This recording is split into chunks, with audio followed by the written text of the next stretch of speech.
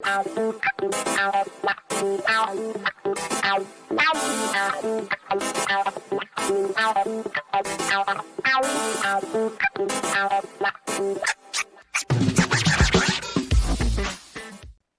time for the Rick Smith Show.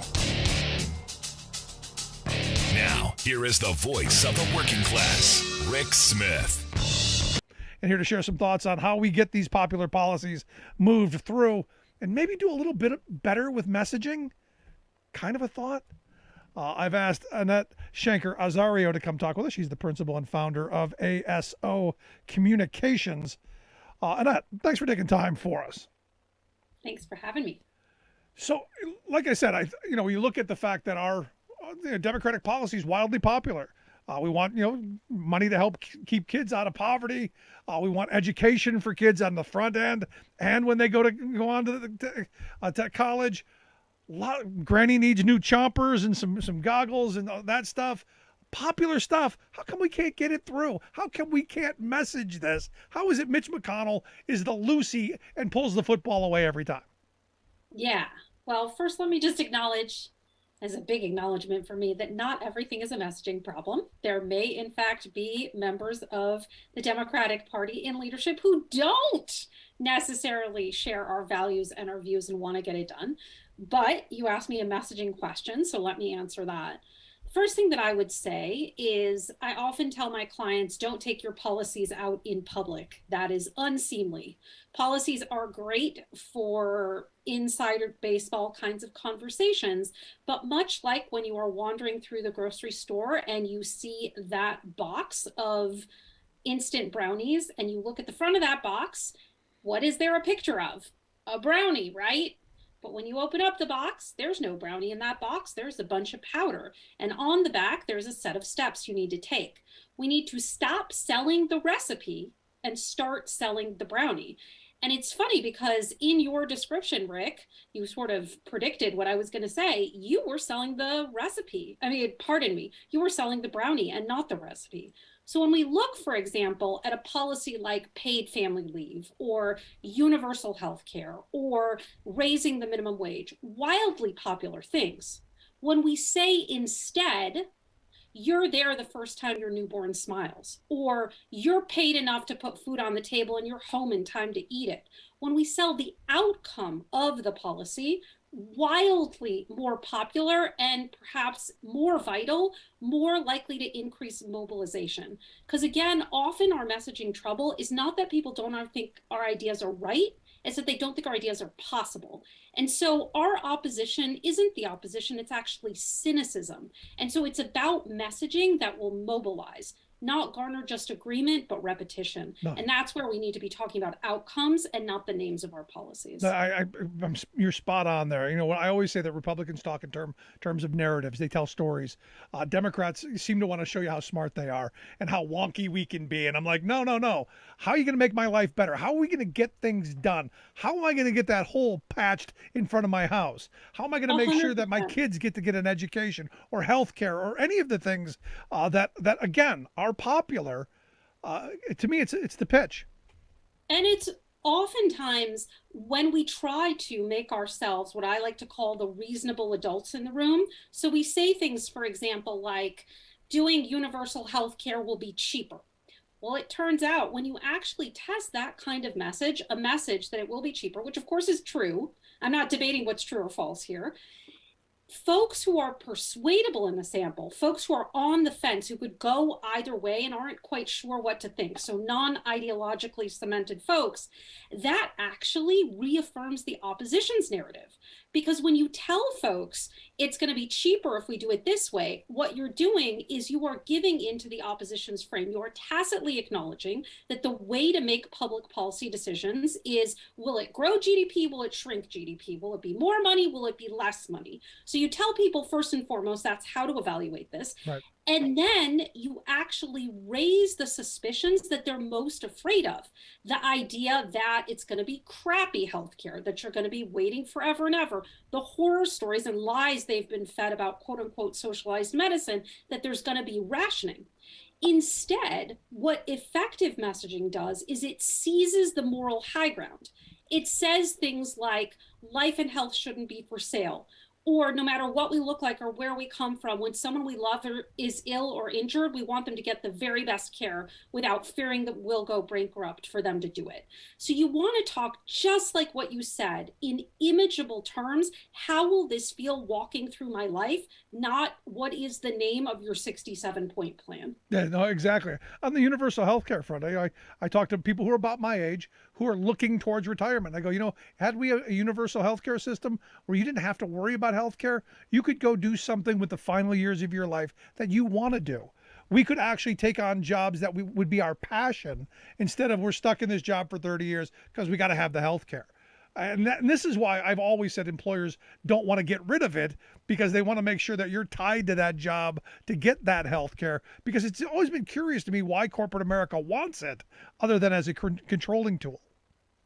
Absolutely, because in point of fact, they have plenty of people who are good at math working for them, and they know that in the long run, and even in the short run, it would save them money because whatever increases in taxes they would save in premiums, even at the pittance and the sort of ungenerous plans that they actually finance. It's exactly what you say. It's about a lack of freedom. It's about being tethered. And what's ironic about that is that that concept, freedom, which is something that the right wing has co-opted, utilized, and the left has been all too frequently scared to use, actually turns out to be one of the most effective animating values we can have on our side. And it's not at all shocking, right, that marriage equality, when it moved from the right to marry to the freedom to marry, and when it moved away from practical benefits, again, that's the adults in the room, like married filing jointly, hospital visitation, toward emotional arguments like love is love and love makes a family, that we began to gain ground. The same is true with the fight for 15. When we were told to talk about wages through practical terms like we need to raise wages because people will be customers in our stores and we have a consumer driven economy, people wouldn't repeat that because no one gets out of bed in the morning thinking I'm real passionate about the GDP and I can't wait how to grow it. But when we instead saw folks saying people who work for a living ought to earn a living, and obviously I'm biased because I work on these things, right? So I work on this messaging, Right. not objective in evaluating it. But when we switch to a moral high ground argument that wasn't about customers in our stores and making sure that people can afford the basics, but instead asserting the money to pay people comes from their work, why aren't they getting it? No, that's an excellent point. And I would argue the longer version about the economy and all that stuff, which look, is a byproduct of higher wages, but it doesn't fit really nicely on a bumper sticker. And sadly, what's happened in our society is our thinking has continually shrunk down to now we need bumper stickers and sloganeering and tweet levels. And now, fortunately, Twitter did increase their number of characters, so maybe we're expanding our thoughts a little bit. But it seems like we're just social media thinkers, and we're not boiling it down to that emotional level in a more digestible level in my thoughts. Yeah, and it is understandable that we want to blame social media and the character limits and so on. And that certainly has a huge role to play in terms of, for example, when we look at attention spans around digital ads and how long people will watch a thing without clicking off of it. It is completely obvious, and you can sort of trace the trajectory of that shortening to the advent of social media, the increase of things like TikTok. But as far as the fact that we think through what people in my profession would call heuristics or simplifying structures, that's just a basic facet of human cognition that predates social media, predates the internet. Yeah. And in fact, what we see, and this shocks most people, is that the more higher education that you have, the more adept you are at discounting factual information that doesn't fit your pre-existing frame. Really? Yeah.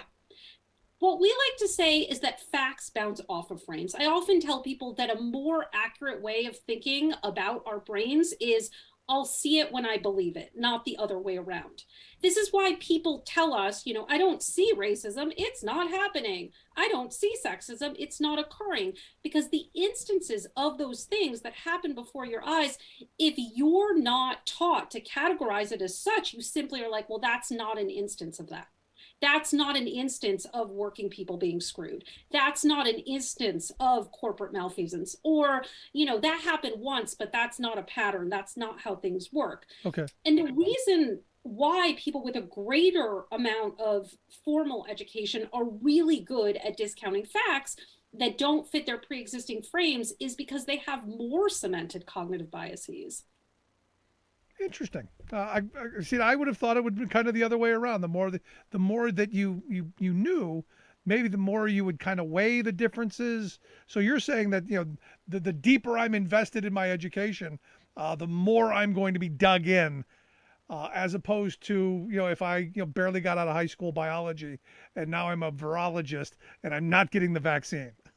So there's two different phenomena. There is the phenomena of folks whose cognition is very, very closely attached, not to rational thought, but to behavioral, to emotional cues and identity. And that tends to correspond with lower levels of formal education. And that is sort of all of the stuff that we know about that you're describing of tribalism and a lot of that identity. Some people's identity actually, as an element of it, is refusing to listen to people and outside of that identity group and sort of prejudging people outside of your identity group as being wrong, before they even speak. I'm just talking about the very specific thing of being able to accidentally wander through an airport. You see Fox News, they're blathering some bullshit, and you're like, oh, I know that that's not true, right? And you have sort of a very sophisticated analysis around why that fact that's presented to you is in fact completely biased. Well, just because it's on Fox News, that's all you need to know, or at least that's my thought.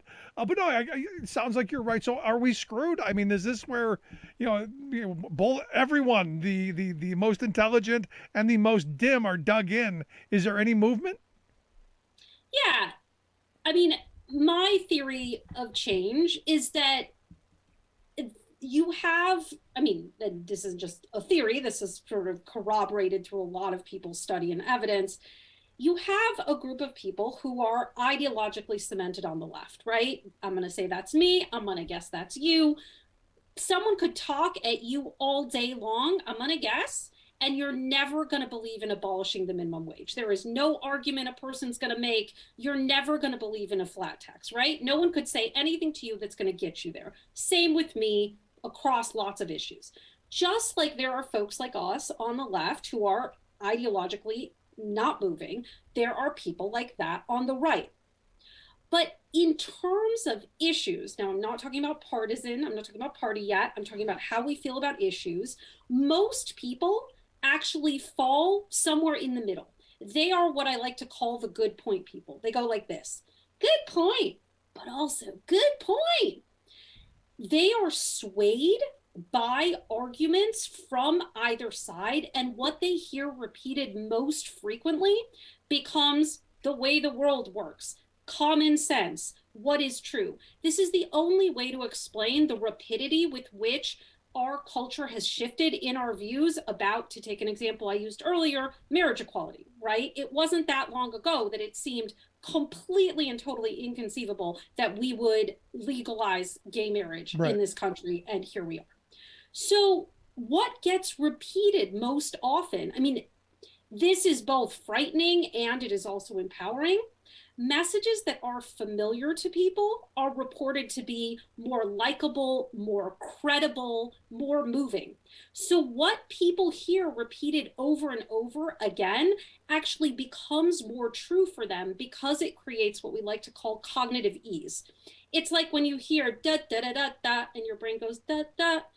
When your brain does that for you and you don't have to work, you like that message better. It feels comfortable because it feels familiar. So basically, the name of the game is finding messages that the choir is going to want to sing. that is going to get folks to repeat a thing so that the middle hears it. Because the way that we persuade people is actually by having their peer network do it, not by having sort of professional organizations do it. Interesting. So, real quick then, what's the message on this infrastructure bill? Because everybody I know wants this infrastructure bill, especially the bipartisan part of it. But we also want the human infrastructure part of it.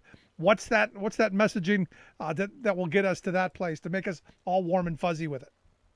Yeah. So if you specifically mean infrastructure as opposed to the Build Better The Build Back Better plan. app. Thank you. Build Back Better. Thank you. So much for me being on top of my messaging, right?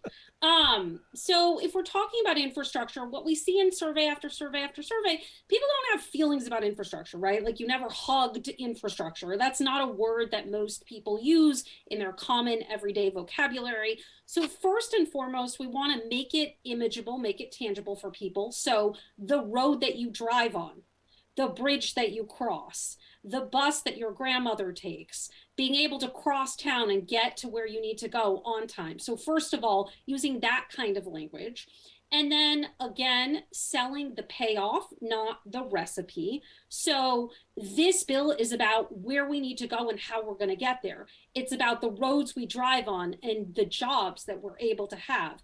It's about bringing clean, renewable, it's about bringing clean energy into our communities, protecting the air that we breathe and the water that we put in our kids' cups. So it's really about bringing it back to sort of how would these things feel as part of my everyday life? Yeah. How do you make my life better? And this is where I started off the beginning of the year. It's about getting things done. It's about making people's lives better. It's about moving the country forward, and it's about getting the internet that is actually not costing an arm and a leg, that is still somewhat decent in a rural community. That to me, that's the big one. But Anat, I appreciate you taking some time for us, sharing your expertise. I hope you'll come back and talk to us again real soon. Thanks for having me. Good stuff. Anat Shenker-Osorio. She's the principal and founder of ASO Communications. Make sure you check out their website, asocommunications.com. I'm going to take a quick break right here. Stick around. You're listening to The Rick Smith Show. We're working people. And the union gives a voice.